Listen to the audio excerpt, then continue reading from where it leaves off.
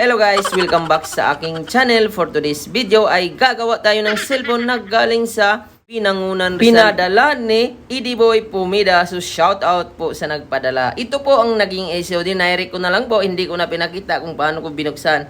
Pero ito po ang naging issue niya. Vibrating kapag sinaksak sa charger. Salamat idol. So yun po ang naging sira ng cellphone niya. Black screen, wala kang makikita. Pag i-charge mo, nagbabibrate lang. Pina-check na rin ito sa iba. Ang sabi, wala daw pyesa. So hindi naman daw ito iniwan, kinuha kaagad. So ayun guys, inon ko po siya. Hindi po siya nagbabibrate. Pero kapag i-charge ko siya, ayan, panay vibrate po, panay vibrate. So hindi po steady ang vibrate niya. So possible na may iba pa itong sira bukod sa backlight. So ayan, mamaya malalaman po natin. So dahil nabuksan na ito, ayan kung napapansin nyo guys, madali ko na po siyang naangat ang takip at wala na talaga siyang dikit. Kunti na lang ang dikit at kung napapansin nyo po, yung takip niya, ayun, nag-iba na ang kulay. So nabakbak po yan kapag nagkamali ka talaga ng tanggal o madalas po talaga yan kapag tumatagal na ay yung pinaka-pintura niya ay nababakbak at kulang na rin ng 2 screw. So ayun, yun po yung nakikita natin guys. So ayan, baklasin muna natin, tanggalin natin yung screw at bago ang lahat, shout out tayo dito, ayan. At sa lahat ng ating viewers na nanonood, shout out po sa inyo. At sa gusto magpa-shout out, comment lang po kayo sa video. So ayan guys, natanggal na po natin. Ayan, pati po yung volume ay napingas na po talaga. So ayan. So angat na po natin yung pinaka back case. So ayan. So kung napapansin nyo po, narituki na po ang pinaka baterya niya. Meron na pong tips sa loob. So bagong lahat, tanggalin natin yung mga flex lahat, battery. Charging flex. Ayan, kung napapansin nyo po, inangat ko po yung pinaka tape niya. At kung napapansin nyo po, kulubot-kulubot na po ang battery nito guys. So, napapansin ko, yung battery talaga niya ay medyo lumubo na. Bumukol na po ang gitna. So, ayan. Kasi dahil black screen po siya, ang una po natin gagawin, i-test po natin sa LCD. So, yun po ang sabi ng may-ari. Hindi naman daw niya iniwan kasi ang sabi, good naman daw ang LCD. Ang problema, pyesa wala daw pamalit. So, mamaya ipapakita ko po kung saan ako kumukuha ng pyesa. So, ayan guys, sinubukan ko po sa inon. Hindi siya nagbabibrate. Nung i-charge ko po ay panay vibrate lang po siya. So, possible na may tama din ang battery nito. Dapat isang vibrate lang po kapag lubat siya. So, ayan guys. So, dahil ganun pa rin sa LCD, ang pinaka may tama po nito ay yung pinaka mainboard. At kung napapansin nyo po talaga, ayan, iangat ko na po yung pinaka-board. So, yun po yung hardware. Hardware issue po ang tama nito. Nasa pinaka-backlight problem.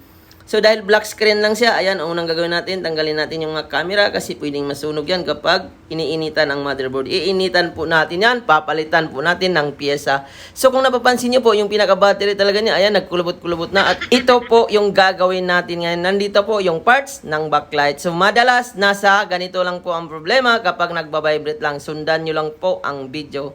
So, nandito po yung parts ng backlight. Ang gagawin po natin dyan, tatanggalin po natin ang pinaka-caps.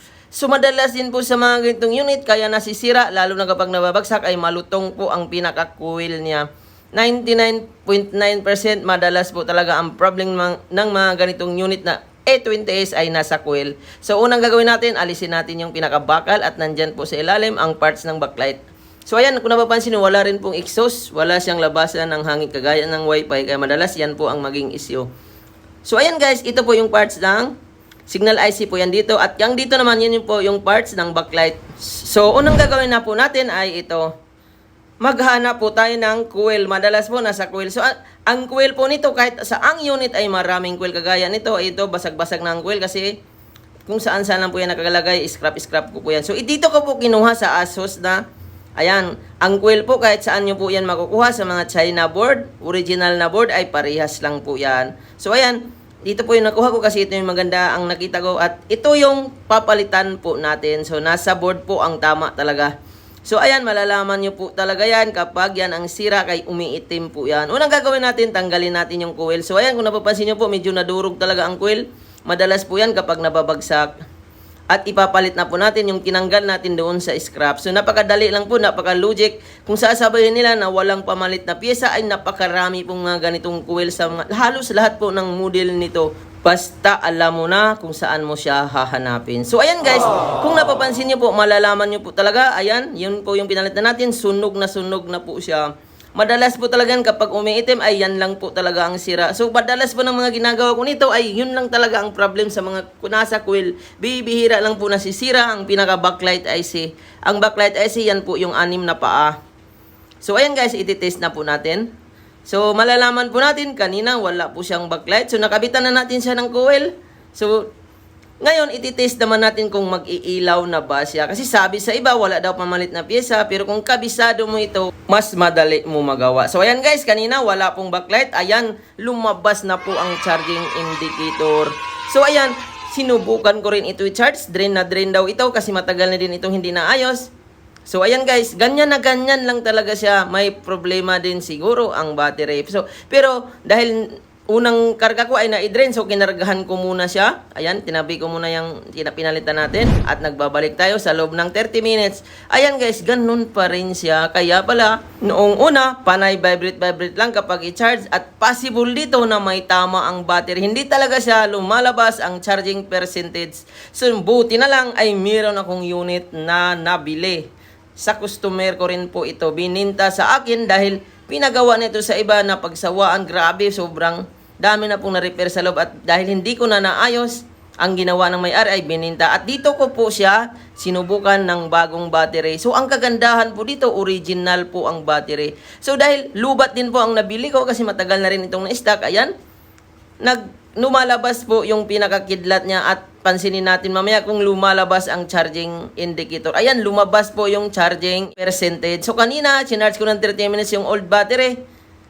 Hindi talaga lumabas ang charging percentage. So, ayan, ibig sabihin, may tama na po talaga ang pinaka-baterya. Kasi kung napapansin, kanina pa lang, nung nakita ko yung battery, grabe, parang naritukin na talaga. At lubo na talaga siya. At grabe, sobrang lambot na, parang nasunog na ang battery. Ayan, kung napapansin nyo po guys, kapag tinutupi-tupi ko ang battery, ay parang lata na lang talaga siya na wala ng gamit. Kaya pala, hanggang charging na lang siya at hindi nagtutuloy ang nakikita ang charging percentage kasi wala na palang gamit ang battery na sira na po at damage na. Ang kailangan dito, palitan natin ng battery. At ang kagandahan po ng ipinalit natin ay original po na battery galing sa unit. Ayan, nagtataka po ako, yung pinaka gitna po ng back case. Ayan, kung napapansin niyo po, may nasunog na. Ayan, napapansin niyo po, mayroon pong sunog. So, possible, nasira na talaga ang battery. Pwedeng chinarge ng may-ari kasi ang akala niya, drain lang dahil nagbabibrate lang. Pwedeng nag-cause ng overcharging at hindi tinanggal para baka ang akala niya, drain na drain lang. Yun pala, may tama ang pinaka-backlight coil. So, ayan guys, ito po ang battery nito ay makakasiguro po talaga kayo na 100% na galing sa unit at original dahil ang hirap po baklasin ng battery nito. Sobrang dami po ng dikit nito. Ayan, gumamit pa ako dito ng thinner para matanggal. So, ayan, yan po yung original battery. Natanggal ko na. Ang dami pong dikit nito guys. So, sobrang dikit po talaga ang dikit nito. Hindi po basta-basta matanggal. So, lilinisan ko yan mamaya. So, dahil okay po siya sa bagong battery, ang ginawa ko dito, pinalit ko yung nabili kong dating battery. So, ayan guys. So, kinargahan ko siya. At bago ko siya tinanggal at tinisting ko pa siya ulit. Baka pwede siyang masira kung tinanggal dahil sa dikit pa lang ay grabe. Sobrang hirap po baklasin. So, ayan, dahil lumabas ang percentage, ibig sabihin okay po yung battery na tinanggal ko. At kargahan ko po yan mamaya. So, ayan, nilinis ko yung mga puti-puti at grabe, hindi talaga basta-basta matanggal ang mga dikit, lalo na kapag original. So, dahil kulang pa po yung nasa board, yung caps na tinanggal ko ay para magiging kumpleto pa rin ang loob, ay ibalik ko po yung caps. So, optional po yan, yung tinanggal na caps sa baba. Pwede nyo na po hindi ibalik kung mahirapan kayo magbalik dahil napakakunat po niyan ibalik dahil malaki po yan. So, optional po yan kung nag-DIY kayo. Huwag nyo pong gawin na kayo lang kasi napakahirap po gawin yan. Pwede magsitalsikan ang mga pyesa sa ilalim. So, pwede nyo pong ipagawa at mag-PM lang kayo sa aking FB page, Jolpon TV Official New Page. So, ayan guys, dahil naikabit ko na yung caps, ibalik ko na yung motherboard. So, ikabit na natin, i-install na natin yung board. Ayan, ibalik natin yung mga flex. So, bago ang lahat pala guys, maraming salamat po sa lahat na nagtitiwala at sa lahat po na nag-follow sa aking FB page, Jolpon TV Official New Page. So nasa mga 1-4 followers na po ang ating page sa loob po lang ng 3 weeks. So maraming salamat po sa nag-follow at sana pa-i-follow nyo rin po at bumalik na po tayo sa 70k followers. So 70k followers po ang ating old na FB page na nawala. So ayan guys, dahil Dahil nasira din po ang volume nito, wala nang volume, ang ginawa ko po dito ay nilibre ko na lang po ang volume. So, ang binayaran po dito, yung backlight at battery. Ang volume naman ay nilibre ko na lang ito dahil meron naman akong spare na parts. So, hindi na po natin ipababayaran yan dahil marami na siyang maibabayad sa atin. So, kawawa rin naman at nagtitiwala siya sa malayo. At dapat ibalik natin ng kumpleto at dapat ibalik natin ng maayos na maayos talaga. So, ayan, nagcha-charge na po siya, normal na po siya. Sa mga gusto pong gumawa ng mga ganito, lalong-lalo na sa mga ganitong unit talaga ay napakadali lang po talaga gawin. Kung alam mo kung saan ka kumuha ng pyesa. So, ang sabi po kasi ng may-ari, wala daw pamalit. So, kung napanood mo ang video ito, sundan mo lang po ang ginagawa ko ay 99.9% mas solve nyo po ang issue. So, ayan, ibalik ko muna yung mga screw at itest natin mamaya.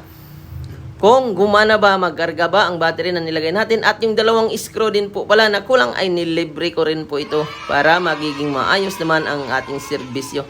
So ayan guys, kung napapansin niyo po, nabagbag po pala talaga ang pinakapintura dito. So nilagyan lang po siya ng, di ko alam kung pintel pin lang po yan para hindi mahalata na puputi-puti. So genius din po yung may-ari o yung unang nagtanggal siguro nito. So ayan.